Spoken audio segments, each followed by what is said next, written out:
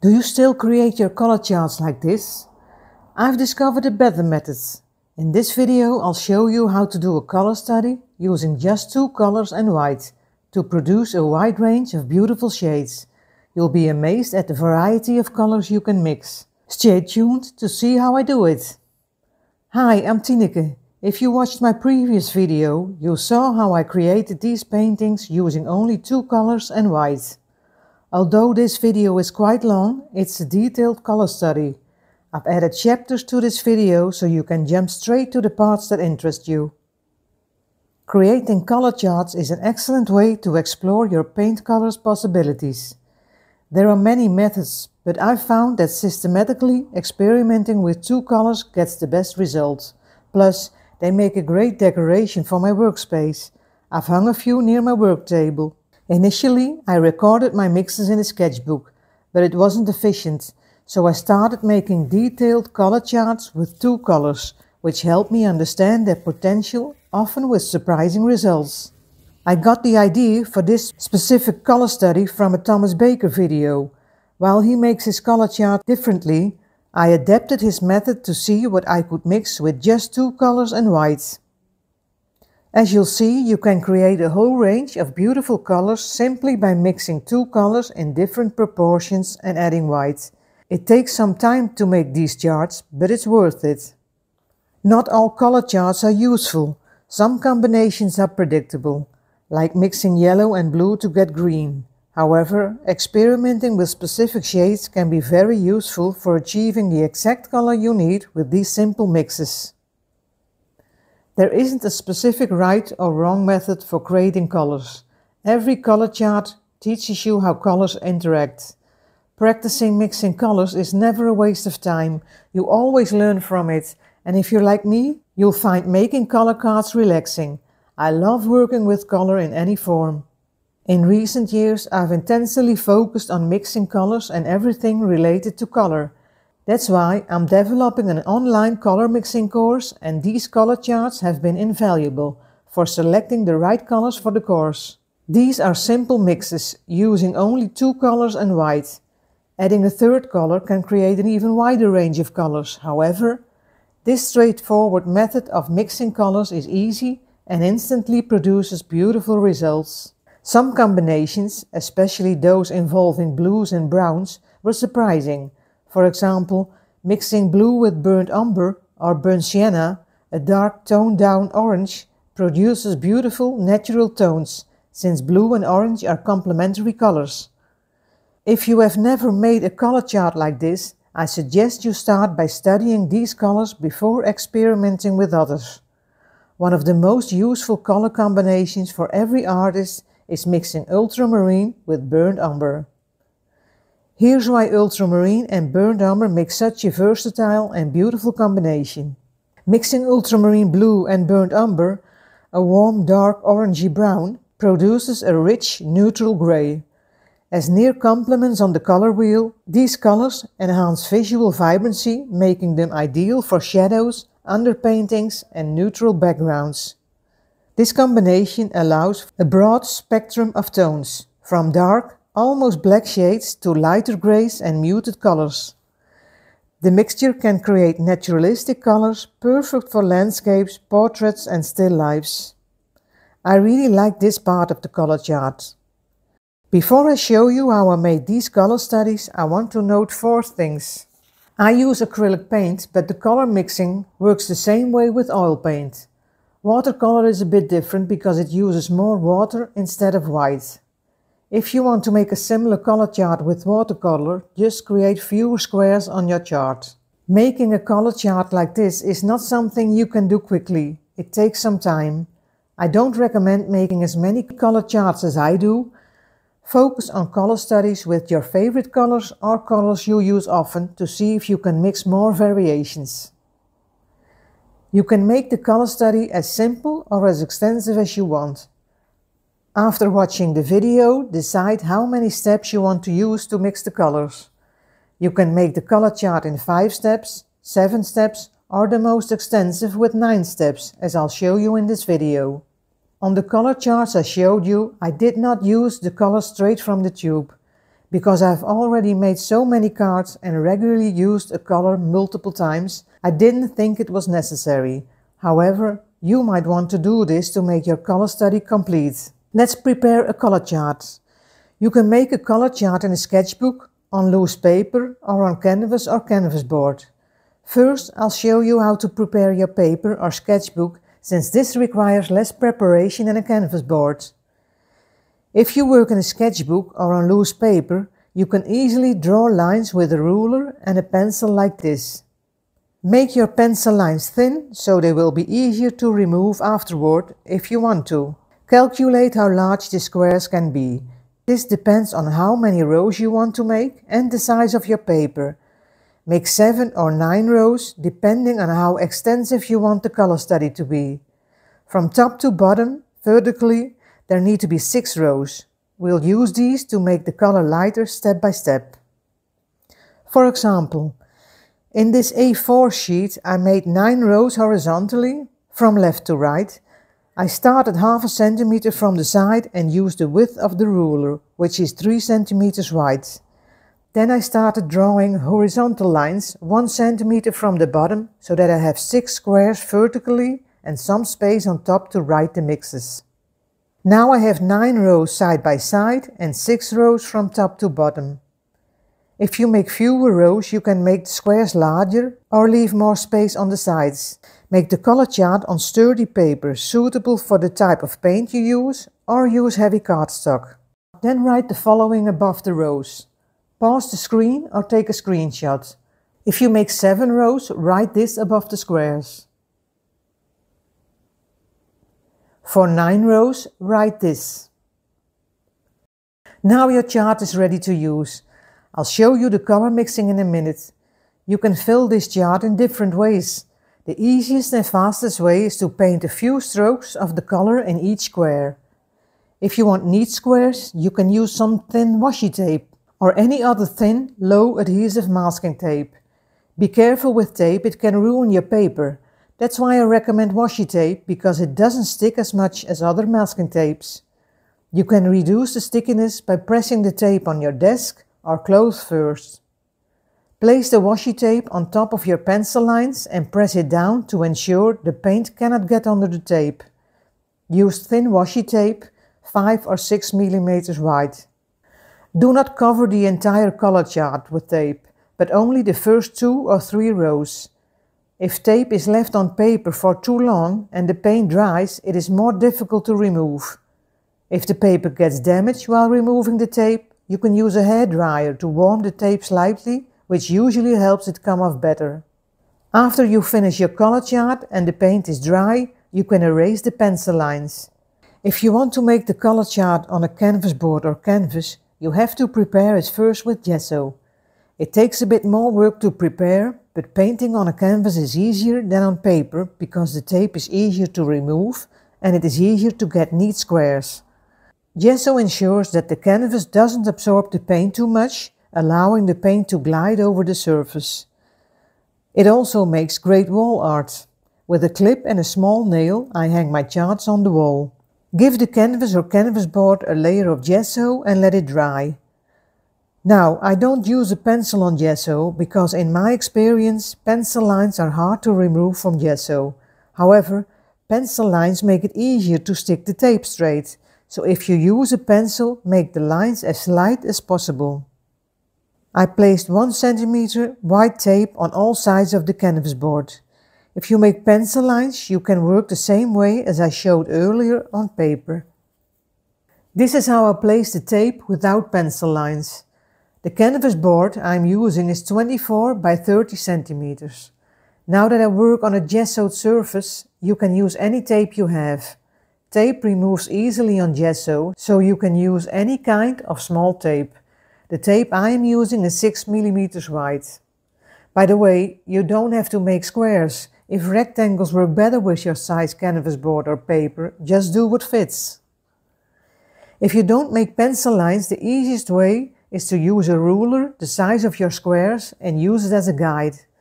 I use this smaller ruler, which is 1 inch wide. If you don't have a ruler, just cut a piece of thick paper or cardboard to the same width as your squares or rectangles. I place my ruler against the tape on the side and put tape next to it. Now I can tape the whole surface. Because my canvas board is a different size than my A4 paper, I can make the horizontal lines a little further apart and use my wider ruler. Just do what is easiest for you and what fits on the surface you use. Once all the tape is in place, press the edges firmly and apply a layer of gesso over it. This prevents the paint from getting under the tape and gives you clean edges. Let the gesso dry.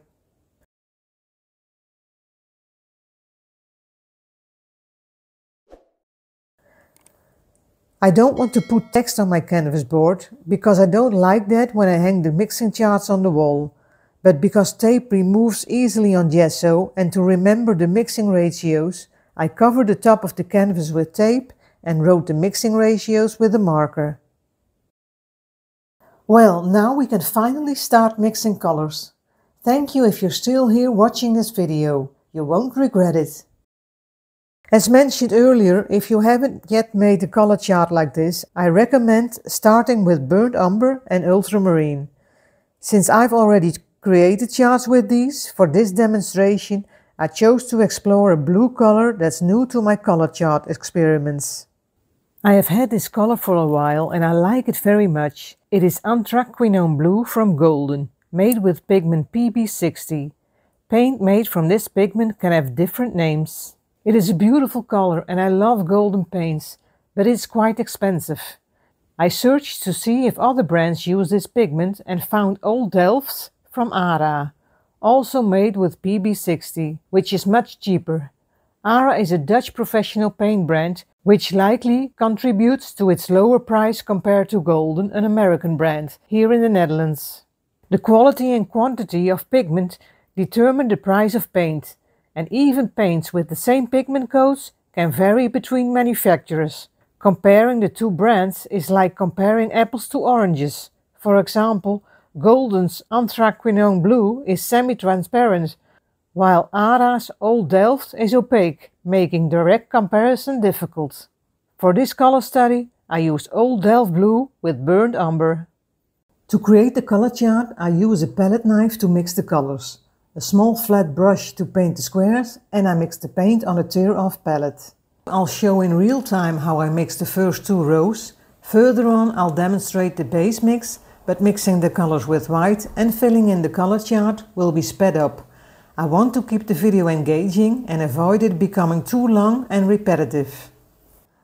I start this color chart with the color straight from the tube, which is 100% of the color. I have blue on the left, which is color A, and burnt umber on the right, which is color B.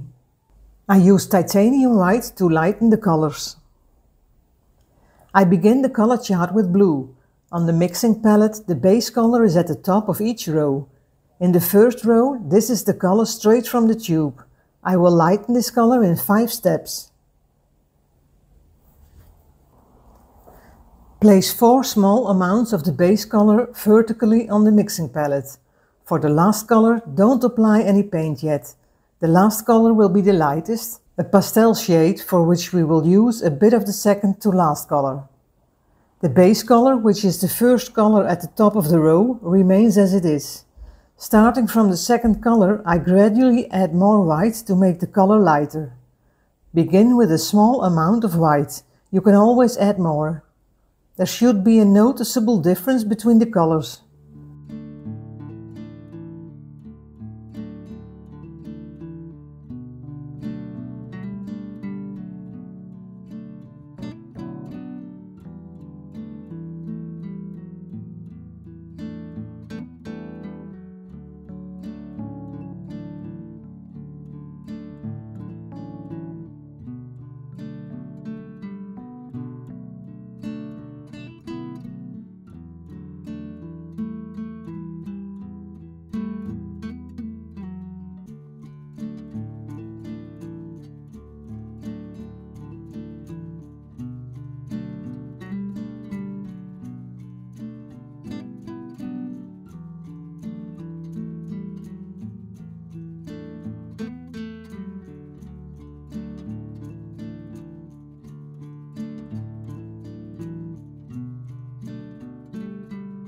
For the final color, take a small amount of the second to last color and mix it with a lot of white to create the lightest pastel shade. Each time I pick up paint, I wipe my palette knife on a piece of paper towel to keep the paint clean. For the last color, add enough white to make it a light pastel shade. Mixing this way makes it easy to adjust the color. If it's too dark, add more white. If it's too light, mix a bit more of the base color. Now I can paint the squares. I don't need to rinse the brush between colors, I simply wipe it on a piece of paper towel. If you use tape, apply the paint slightly over the tape to create sharp lines. I only rinse the brush when I start a new row.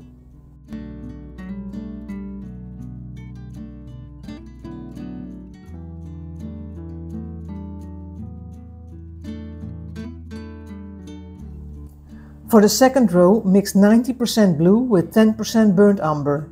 By 10% I mean just enough to slightly change the color. This is the base color and I place a small amount below it.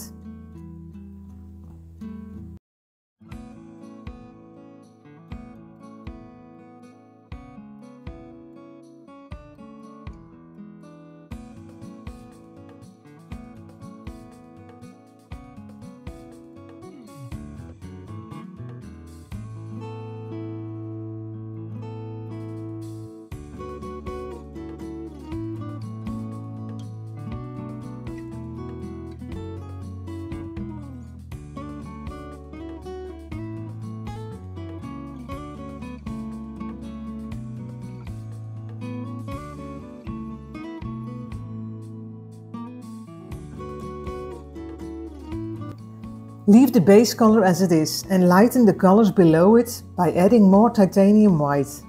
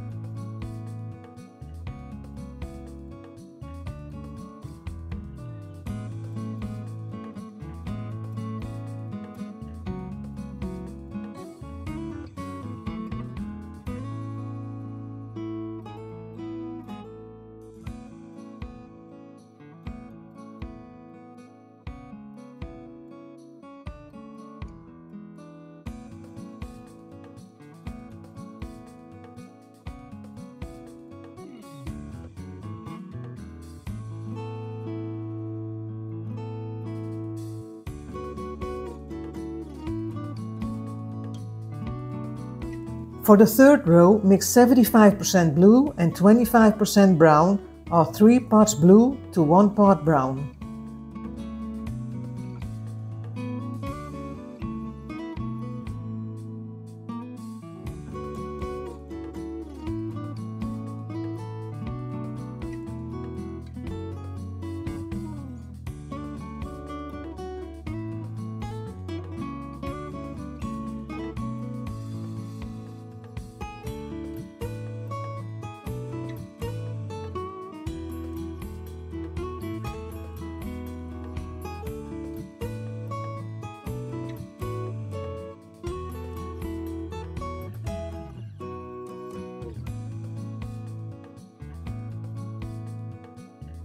The fourth base color is 60% blue and 40% brown.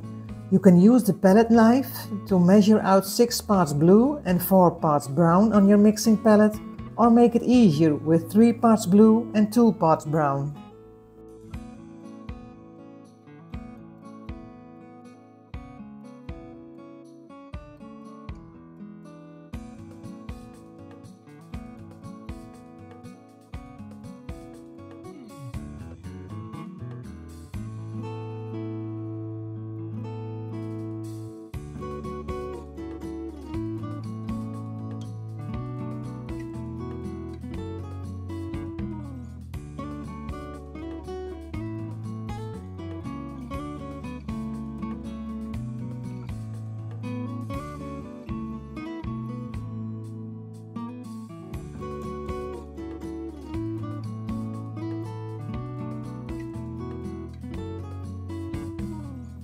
Now I'm halfway with row number 5, mixing 50-50, or equal parts blue and brown. You'll see that mixing equal parts of blue and burnt umber creates beautiful neutral grey colors.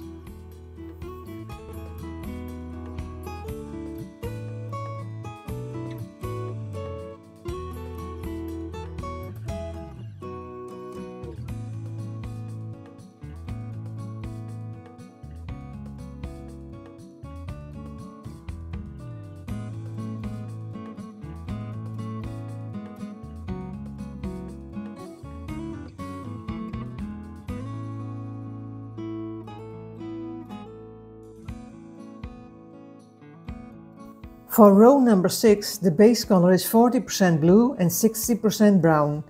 It's easiest to mix 2 parts blue and 3 parts brown. Until now, blue dominated, but now you can see that adding more brown creates grey-brown colors.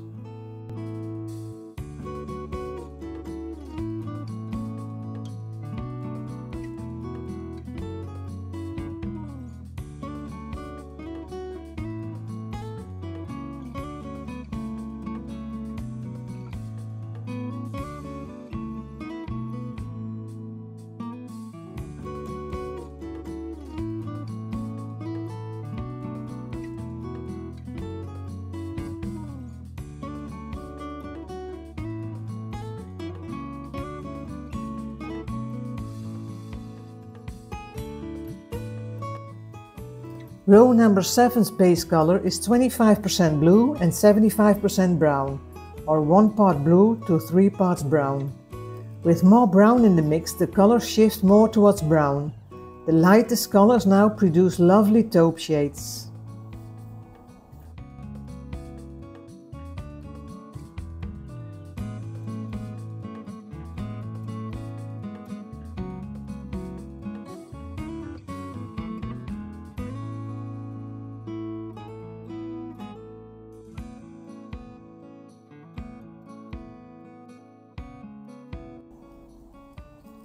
Row number 8's base color is 10% blue, so a small amount of blue, with 90% brown. The blue has little influence on the color.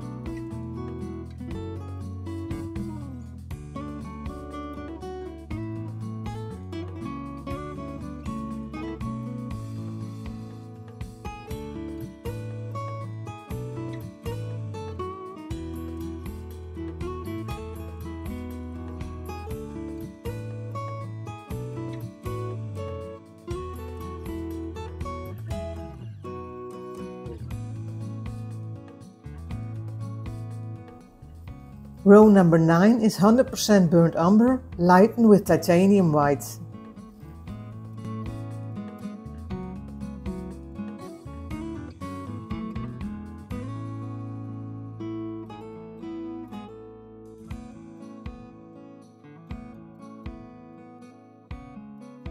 The color chart is complete and it's time to remove the tape. This is the best part when all the neat squares are revealed. All the hard work has paid off, resulting in a beautiful range of colors.